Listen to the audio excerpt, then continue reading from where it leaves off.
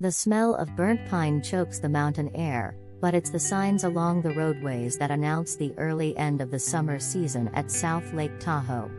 Forest closed, no camping, no barbecues. As the destructive Caldor fire creeps closer to the popular resort area, the boaters, hikers and beachgoers who typically descend on South Lake Tahoe ahead of Labor Day have all but vanished. And the lake itself, a blue jewel of California, is now choppy and dark under a dense blanket of smoke. The layer of ash in the area is thick enough in some places to leave footprints.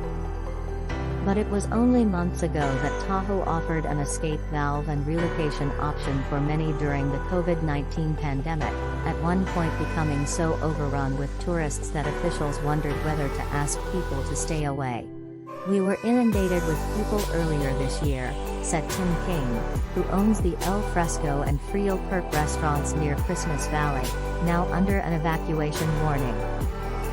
"Now, they're just not coming." Cain said even official stay-at-home orders issued during the pandemic couldn't keep people from sneaking over the hill into Tahoe from Sacramento and the Central Valley. But on Thursday, he and many other business owners had to close their doors early due to worsening conditions as the Caldor fire moved within 14 miles of the area.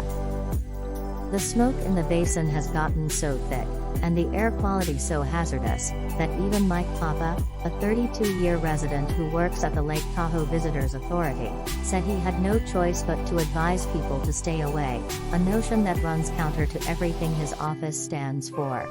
"Everything is closed and it's dangerous," he told one caller on the phone. "You don't want to be up here this weekend."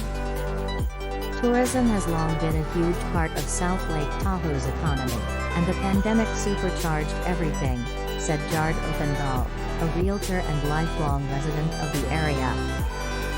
Vacation rentals and home sales soared as people looked to escape big cities and take advantage of remote work options. The boom exposed deepening divides in the community, some residents said, pitting locals who welcomed the explosion of newcomers against those who feared they were driving up home values and pushing people out of the area.